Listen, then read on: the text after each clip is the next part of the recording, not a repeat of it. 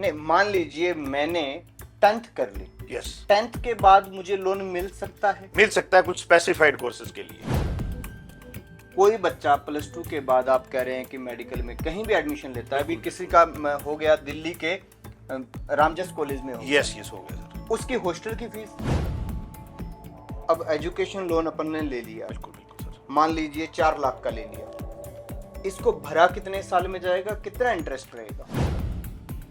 मान लीजिए 5 साल की डिग्री है तो पूरे 5 साल प्लस 1 साल का मोरेटोरियम पीरियड, या जब तक वो नौकरी नहीं लगता, उस सारे पीरियड का ब्याज गवर्नमेंट ऑफ इंडिया माफ करती है।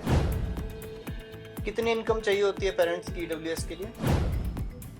ठीक है, अगर मान लीजिए कोई व्यक्ति नहीं भरता है तो उसके भविष्य पे क्या असर पड़ता है? 3, 2, 1, go. नमस्कार, आप देख रहे हैं एबीसी इंडिया, मैं अमित भोबिया। दोस्तों, आज मेरे साथ हैं ऐसे व्यक्ति जिनके पास अपने जीवन का बहुत लंबा एक्सपीरियंस है बैंक का, और बैंक में आपको जितनी चीजों की जरूरत होती है वो हर बात हमें बताएंगे। लेकिन आज हम इस वीडियो में जानेंगे सबसे पहले कि कोई भी बच्चा अपने घर पर बैठकर लोन कैसे ले सकता है, ताकि कोई भी बच्चा या बच्ची अपने माँ बाप के ऊपर डिपेंड ना रहें ज्यादा लंबे वक्त तक स्टडी के लिए। वो खुद लोन लें और उसके बाद में स्टडी करें, फिर उस लोन को चुकाने का तरीका क्या होता है, उसमें कितनी सब्सिडी होती है, सारी की सारी बातें परमजीत जी अपने को बताएंगे। परमजीत जी असिस्टेंट जनरल मैनेजर रहे पीएनबी के, और लंबे वक्त तक बैंकिंग सेक्टर में काम करने के बाद इन्होंने रिटायरमेंट ली, और आज के वक्त में ये बच्चों के एजुकेशन के लिए काम कर रहे हैं। और बहुत लंबे वक्त से रिटायरमेंट के बाद इन्होंने बच्चों के लोन कैसे लिए जाएंगे, बच्चों के लिए उनकी एजुकेशन अच्छी कैसे हो सकती है, कोई गरीब बच्चा है तो उसको फ्री में एजुकेशन कैसे मिल सकती है, इन सब चीजों पे इन्होंने काम किए। तो ऐसे व्यक्ति हैं जिन्हें बैंकिंग सेक्टर की एक एक बारीकी का पता है, और हम इनसे जानेंगे कि कैसे लोन हम लोग खुद ले सकते हैं एक छात्र के रूप में। अगर आप में से कोई भी बच्चा अपनी स्टडी को लेकर पैसे की वजह से दुखी है कि मैं स्टडी नहीं कर पा रहा हूं पैसे की वजह से, तो इस इंटरव्यू को अच्छे से सुन लीजिएगा। सर आपको एक एक प्रोसेस का एक एक स्टेप जो है वो इस वीडियो में बताने वाले हैं। तो सर जी, आपका स्वागत है। बहुत बहुत धन्यवाद सर। तो आप लंबे वक्त से बच्चों के एजुकेशन के लिए काम कर रहे हैं। बिल्कुल कर रहा हूं। स्टूडेंट लोन को लेके विशेष तौर पे भारतीय छात्र जो यहाँ पे रह रहे हैं वो कैसे लोन ले सकते हैं, कौन सी क्लास से ले सकते हैं, एक एक पॉइंट पे हमें आपकी जो भी जानकारी है, जो भी रूल रेगुलेशन है वो बता दीजिए। बिल्कुल सर, मैं तो यही एडवाइस करूंगा बच्चों को कि जब वो 10+2 कर लेते हैं, ठीक है, पहले तो वो प्लानिंग अपनी मैट्रिक के बाद ही कर लें कि मैंने कौन सी स्ट्रीम चुननी है। अगर मान लीजिए किसी बच्चे ने साइंस की स्ट्रीम चुनी है, नॉन मेडिकल में है, मेडिकल में है, अगर वो आर्ट्स भी लेता है तो भी कोई दिक्कत नहीं है। हर चीज़ के लिए लोन अवेलेबल है, परंतु उसने मेरिट में स्टैंड करना है। पहले तो अपनी स्कोरिंग उसने +2 में करनी है, और उसके बाद जो भी कॉमन एंट्रेंस टेस्ट है हर चीज़ के लिए, आज कल सरकार ने जो अच्छे कॉलेजेस के लिए हैं वहाँ पर एक मेरिट बनाई हुई है, उसके लिए एक कॉमन एंट्रेंस टेस्ट रखा हुआ है। तो जितने भी बढ़िया कॉलेज हैं वो सब अच्छे बच्चों को चुनते हैं। टॉप के कॉलेजेस जो हैं वो देखते हैं कि मेरिट में कौन स्टैंड कर रहा है, सबसे पहले उन्हीं बच्चों को एडमिशन दिया जाता है। अच्छा, अगर मान लीजिए कोई भी स्टूडेंट जो है 10+2 में थोड़ी कम भी स्कोरिंग कर जाए, लेकिन कॉमन एंट्रेंस टेस्ट के अंदर वो मेरिट में आ जाता है, तो उसके बढ़िया से बढ़िया कॉलेज को एडमिशन दे देते हैं। अच्छा, अपन लोन पे बात कर रहे हैं। यस, तो कोई भी स्टूडेंट जो है उसको आप ये पहले समझाइए कि लोन है क्या, बिल्कुल बिल्कुल छात्र लोन है क्या। बिल्कुल सर, एजुकेशन लोन वो चीज़ है कि सरकार ये चाहती है कि हर बच्चा बिना माँ बाप से पैसे लिए हुए या माँ बाप से थोड़े से पैसे लिए हुए, जैसे कि मैं कहूँ कि ये लोन अमाउंट पे डिपेंड करता है कि माँ बाप ने अपना कुछ कंट्रीब्यूशन डालना है या नहीं डालना है। अगर 4 लाख तक का लोन लेना है अगर मान लो किसी छात्र ने, तो माँ बाप ने कुछ भी नहीं डालना, एवरीथिंग जो है वो सरकार प्रोवाइड करती है। तो इसलिए अगर उसने कितना लोन लेना है ये डिपेंड करेगा कि उसके कौन से कॉलेज में एडमिशन मिला है। और पहले ये लिमिट होती थी कि अगर हमने इंडिया में स्टडी करनी तो 10 लाख लोन मिलेगा, और हमने बाहर जाना है तो 20 लाख मिलेगा। लेकिन अब भारत सरकार ने इसको नीड बेस्ड कर दिया है। नहीं, मान लीजिए मैंने 10th कर ली, यस, 10th के बाद मुझे लोन मिल सकता है? मिल सकता है कुछ स्पेसिफाइड कोर्सेज के लिए। कैसे आप बताइए। देखिए कुछ टेक्निकल कोर्सेज हैं जो मैट्रिक के बाद भी अवेलेबल हैं, लेकिन मैं ये मानता उदाहरण हूँ, के रूप में ये ITI हाँ हाँ ITI के हैं, लेकिन वो थोड़ा कम अमाउंट होता है। कितना? मैं ये समझता हूँ 50-1.5 लाख तक मिलता है उसमें, 1.5 लाख तक? 1.5 लाख तक मिलता तो मैं एक 10th मैंने कर लिया, यस यस। अभी मैं जाता हूँ बैंक में, जी सर, मुझे क्या बोलना है? उनको ये बताना पड़ेगा कि मुझे मेरा इस कॉलेज में अंदर एडमिशन हुआ है और फला ITI में मेरा एडमिशन हाँ हुआ एडमिशन है, हुआ है उसकी और मैंने इतनी ये फीस पे कर दी है, ठीक है। तो अब मुझे इसके लिए लोन चाहिए, या वो घर बैठा भी अप्लाई कर सकता है। कैसे? एक साइट है vidyalakshmi.com, ठीक है। भारत सरकार ने वो साइट बनाई हुई है। हाँ। तो वो किसी भी बैंक में, वहां पर सभी बैंकों का कंबाइंड साइट है ये, ठीक है। वहीं घर बैठे वो अप्लाई कर सकता है कि मैंने मेरा इस कॉलेज में एडमिशन हुआ है, ये मेरे मैट्रिक्स के मार्क्स हैं, ये मेरा एड्रेस है, ये मेरा पैन कार्ड है, ये मेरा आधार कार्ड है। तो जो भी डॉक्यूमेंट्स ऑनलाइन साइट के ऊपर मांगे जाते हैं, जो डॉक्यूमेंट्स हैं, अगर वो घर बैठे फिलअप कर देता है और अपना शहर फिलअप कर देता है, अपना कॉलेज फिलअप कर देता है, तो उसकी एप्लीकेशन ऑनलाइन सबमिट हो जाएगी। ऑनलाइन के बाद आगे का प्रोसेस क्या है? ऑनलाइन प्रोसेस ये, वो एप्लीकेशन बैंक के रीजनल ऑफिस या सर्कल ऑफिस के पास पहुंच जाती है, तो वो अपनी ब्रांच को आगे फॉरवर्ड कर देते हैं। तो ब्रांच वाले उस जो भी स्टूडेंट है जिसने अप्लाई किया है उसको फ़ोन करके बुला लेते हैं कि आप फलां दिन आ जाइए और हम आपकी एप्लीकेशन को प्रोसेस कर रहे हैं और ये डॉक्यूमेंट्स ले आइए। मतलब आप कह रहे हैं कि कोई बच्चा 10th के बाद अगर लोन लेना चाहता है तो 1.5 लाख तक का लोन मिलेगा? मिल जाता है। अब उसने 1.5 लाख रुपए में +2 कर ली, बिल्कुल बिल्कुल सर। +2 के बाद उसे क्या मिलेगा? देखिए +2 के बाद जितने भी अच्छे कॉलेजेस हैं उनके लिए कॉमन एंट्रेंस टेस्ट रखा हुआ है। मैं तो यही गाइड करूंगा कि वो कॉमन एंट्रेंस दे और उसमें अच्छा मेरिट स्टैंड करे, और चाहे महंगे से महंगा कॉलेज क्यों ना हो। वैसे तो सरकारी जितने भी कॉलेज हैं उनकी फीस बहुत कम होती है।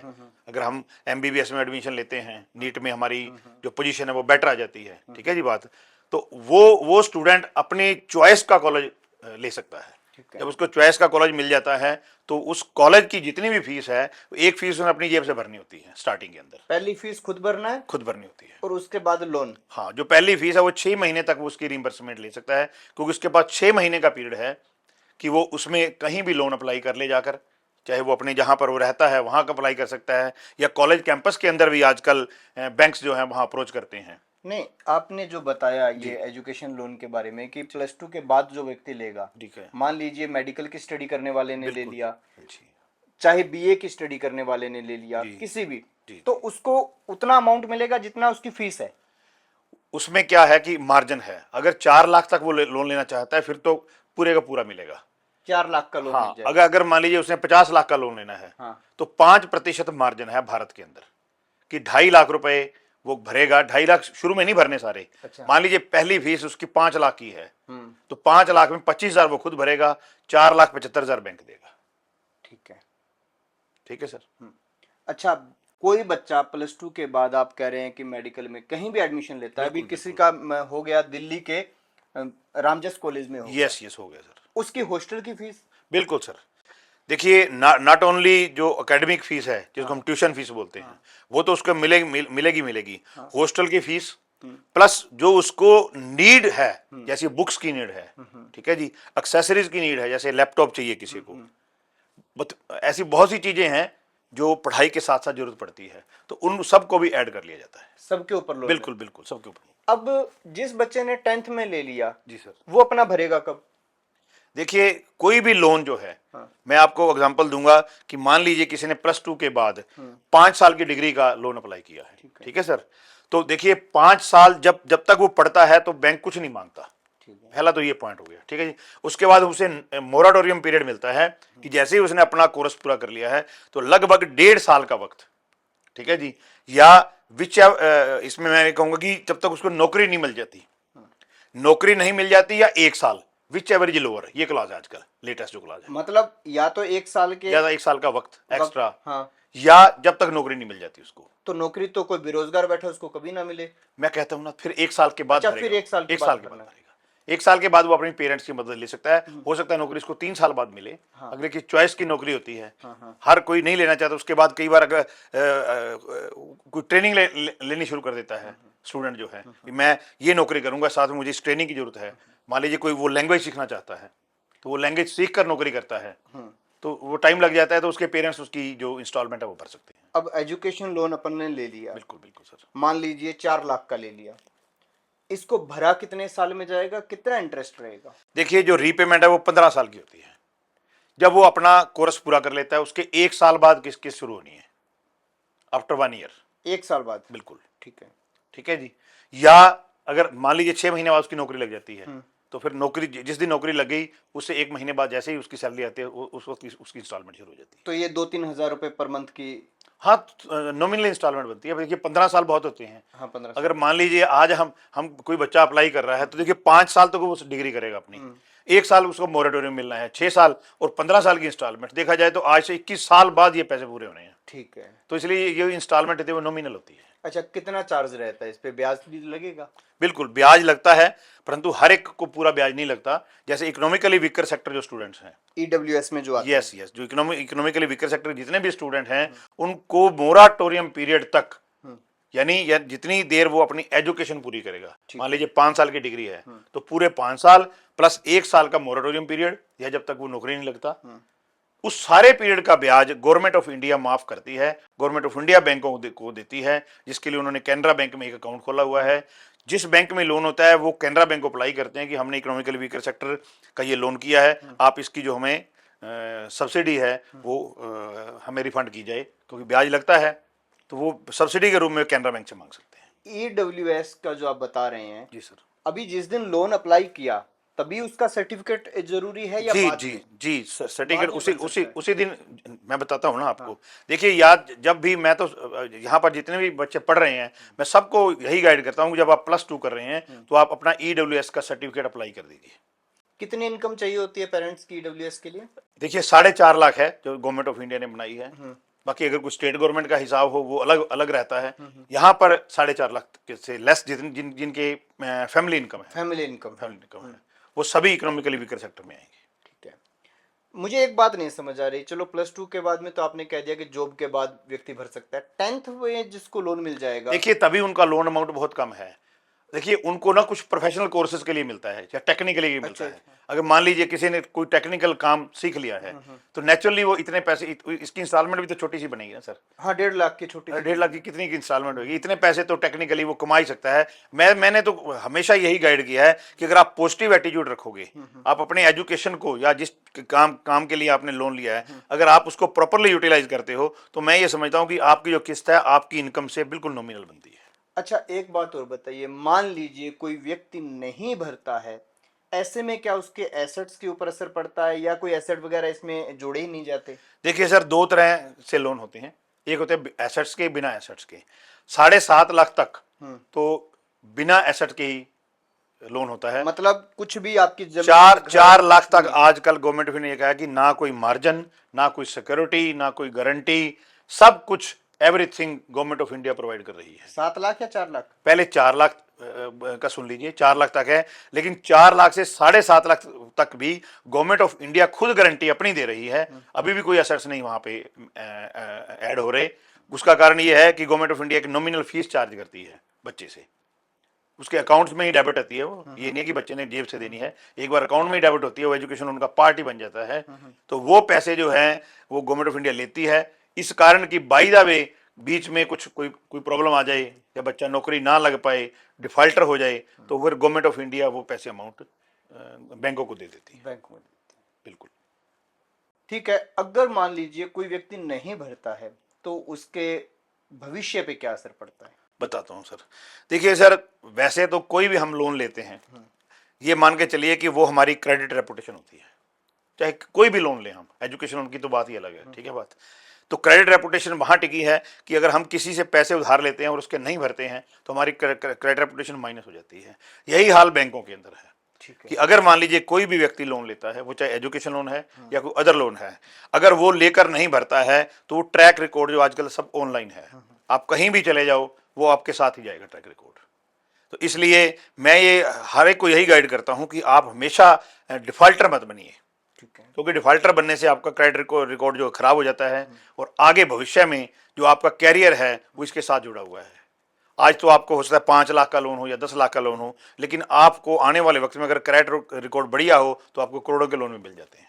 क्योंकि देखिए मकान का लोन है, जैसे आजकल मकान बिना करोड़ के आता नहीं है। और मैं समझता हूँ कि मैं तो क्योंकि बैंक में रहा हूँ, मैंने देखा है बड़े शहरों में कि जो फ्लैट्स हैं वो कितने महंगे हैं, और वहां पर फ्लैट्स बच्चे खरीद रहे हैं जो जितने भी वहां पर जाकर नौकरी करते हैं, चाहे वो डिग्री करके जा रहे हैं, पोस्ट ग्रेजुएशन डिग्री करके जा रहे हैं, वहां पर जैसे ही जाते हैं तो बैंकों वाले खुद उनसे कांटेक्ट करते हैं अच्छा। कि भैया आप मकान बना लीजिए, आप कार ले लीजिए। तो देखिए जो आदमी 5 लाख का लोन नहीं भरेगा, उसका क्रेडिट रिकॉर्ड उसको कोई नहीं लोन देगा। लेकिन अगर वो 5 लाख का क्रेडिट रिकॉर्ड बढ़िया रखता है और उसका सिबिल बढ़िया रहता है, जिसको हम ट्रैक रिकॉर्ड ही कहते हैं, तो उसको करोड़ों के लोन भी मिलते हैं। यानी वो सारी जिंदगी मैं ये समझता हूं कि वो सेफ रहता है बैंकों के साथ डीलिंग करके, और उसको किसी भी चीज की नीड है तो बैंक हमेशा प्रोवाइड करता है उसको। मतलब छात्रों के लिए आपकी गाइडलाइन यही है कि विद्यालक्ष्मी .com, yes, sir. विद्यालक्ष्मी.com पे जाइए बिल्कुल, बिल्कुल। और अपने डॉक्यूमेंट्स फिल कीजिए, उसके Yes. बाद में आपको अपने आप फोन आ जाएगा। बिल्कुल, बिल्कुल। कोई भागदौड़ ज्यादा करने की नहीं जरूरत ज्यादा नहीं है, बैंक्स कॉल करते हैं। अच्छा, बैंक्स अपने आप कॉल करते हैं। इसके अंदर जो गवर्नमेंट सेक्टर के बैंक हैं वही करते हैं या प्राइवेट वाले भी इनरोल होते हैं? सभी करते हैं जी। गवर्नमेंट ऑफ इंडिया ने ना इसको प्रायोरिटी सेक्टर में लिया हुआ है। अच्छा अच्छा तो हर बैंक का एक प्रायोरिटी सेक्टर का टारगेट है अच्छा। कि भैया आपने इतना प्रायोरिटी सेक्टर का लोन करना है। तो सभी बैंक्स लगभग कोशिश करते हैं, लेकिन गवर्नमेंट ऑफ इंडिया के बैंक्स तो करते ही करते हैं टारगेट पूरे, और प्राइवेट सेक्टर के बैंक भी अब करने लगे हैं, तो उनको भी टारगेट मिले हुए हैं। वो भी कोशिश करते हैं कि जो हम भी इसमें पार्टिसिपेट करें। मान लीजिए किसी बच्चे ने एक बड़े प्राइवेट इंस्टीट्यूट में एडमिशन लेना है, ठीक है, बिल्कुल। उस प्राइवेट इंस्टीट्यूट के अंदर भी ऐसा मतलब संभव है कि लोन मिल सकता है उसके लिए? यस, आजकल जो कैंपस प्लेसमेंट होती है जैसे, हाँ। इसी प्रकार कैंपस के अंदर बैंकों की ब्रांचेस भी खुली हुई हैं। अच्छा। इसके अलावा जो बैंक्स हैं वो अपना स्टाफ को जो अच्छे कॉलेजेस हैं वहां पर भेजता है कि हमने अच्छे जो बच्चे आपके यहाँ एडमिशन हुए हैं उनके लोन करने हैं, तो जितनी भी मैनेजमेंट्स हैं वो वहीं पर एक प्रोवाइड कर देते हैं प्लेसमेंट, या कोई ऐसा स्थान निर्धारित कर देते हैं कि जहाँ पर वो सेमिनार लगा लेते हैं और अपना स्टाफ भेज देते हैं, वहीं बैठ कर उनके डॉक्यूमेंटेशन भी हो जाता है। सर मान लीजिए सिरसा डिस्ट्रिक्ट के गांव में कोई बच्चा बैठा है, उसे जाना है दिल्ली, दिल्ली में उसे हॉस्टल अलॉट हुआ नहीं, कॉलेज की फीस उसने लोन से दे दी, अब उसे पीजी लेना है या वहां पे फ्लैट लेना है, उसके लिए उसे क्या करना होगा? इस बात में मैं एक बात क्लियर कर दूं कि फ्लैट के लिए या पीजी के लिए बैंक लोन नहीं देता। तो बच्चा अपने स्टे के लिए क्या मांगेगा? मैं बताता हूँ आपको सर कि देखिए जो बच्चा यहाँ पर बैठा है उसको कोशिश करनी है कि वो मेरिट में स्टैंड करे, और वहाँ पर लगभग जिसका एडमिशन होता है वहाँ पर कॉलेज के जितने भी विद्यार्थी हैं उनके लिए हॉस्टल अवेलेबल होता है। ये तो बच्चे ही हैं कि वो हॉस्टल में रहना नहीं चाहते, कि हमें वहाँ खाना अच्छा नहीं मिलता, हम पीजी में रहना चाहते हैं, या खुद उनकी ऐसी कोशिश होती है। दिल्ली यूनिवर्सिटी में हमने देखा है खुद कि बहुत ऐसे होता है कि जैसे हरियाणा स्टेट से बच्चा आ गया, एक बिहार स्टेट का आ गया, तो पहली प्रेफरेंस उसको दी जाएगी कि भाई वो दूर से है तो हॉस्टल उसको अलॉट होगा, हरियाणा के बच्चे को नहीं होगा। तो ऐसी स्थिति में बच्चा क्या करे? पीजी में रहने वालों के लिए क्या है? गवर्नमेंट ऑफ इंडिया का ये प्रोविजन है कि जो बच्चा हॉस्टल में रहेगा उसी की हॉस्टल की फीस प्रोवाइड की जाएगी एजुकेशन लोन के अंदर, अदरवाइज उसके पेरेंट्स जो है उसके वो बियर करें। अच्छा, किसी भी प्रकार की कोई और सब्सिडी जो स्पेशल बच्चों के लिए होती हो? बिल्कुल सर, जो एजुकेशन लोन की सब्सिडी अभी हम बात कर रहे थे, जितना भी ब्याज बनता है अप टू 10 लाख, मान लीजिए किसी ने 1 करोड़ का लोन लिया है तो उसमें 15 लाख रुपए ब्याज बन गया, और वो बच्चा इकोनॉमिकली वीकर सेक्टर से बिलोंग करता है तो उसको 10 लाख तक का ब्याज माफ होगा। ठीक है। ईडब्ल्यूएस वालों के लिए, एससी, एसटी, ओबीसी, बीसी, इनके लिए कुछ? बिल्कुल सर, जो अगर वो इसी में आते हैं इकोनॉमिकली वीकर सेक्टर यानी इनकम क्राइटेरिया के अंदर आते हैं तो उनके लिए भी ये सब्सिडी माफ है। अच्छा, जाति का आधार नहीं है? जाति का आधार नहीं, ईडब्ल्यूएस आधार है इसका, इनकम का। बिल्कुल बिल्कुल। ठीक है। तो सर आपने जितनी जानकारी दी, उम्मीद करता हूं कि बच्चों को उससे काफी राहत मिलेगी। आने वाले सेक्शन में अगर आपकी इस जानकारी से 10 बच्चों का भी सिलेक्शन कहीं होता है, अच्छी जगह पढ़ने के लिए जाते हैं, तो ये आपके लिए और हमारे चैनल के लिए बहुत सौभाग्य की बात होगी। नहीं, बिल्कुल सही है बात सर। मैं पिछले कई सालों से एजुकेशन लोन के संबंध में सेमिनार भी कर रहा हूँ, मैं लोगों को गाइड भी कर रहा हूँ। तो हर साल लगभग कई ऐसे बच्चे हैं जो एजुकेशन लोन लेते हैं, इकोनॉमिकली वीकर सेक्टर के बच्चे सब्सिडी भी लेते हैं, बाद में मुझे धन्यवाद भी करते हैं। मैं उनको कहता हूँ कोई बात नहीं यार, अगर मैं ना बताता तो मैं कोई और बताता। सर आपने बताया, इसके लिए बहुत बहुत धन्यवाद। और मैं लोगों से भी कहूँगा आप ज्यादा से ज्यादा अपनी रिश्तेदारी में, अपने जानकारी में जितने भी बच्चे हैं अभी स्टडी कर रहे हैं, उनके पेरेंट्स के अगर आर्थिक हालात सही नहीं है तो आप उन तक ये वीडियो भेजें। और जो बच्चे स्वावलंबी बनना चाहते हैं उन तक भी ये वीडियो जरूर भेजें, ताकि वो अपने बलबूते पे अपनी स्टडी करें और अपना लोन जो है उसको पे करें। देखते रहिए एबीसी इंडिया।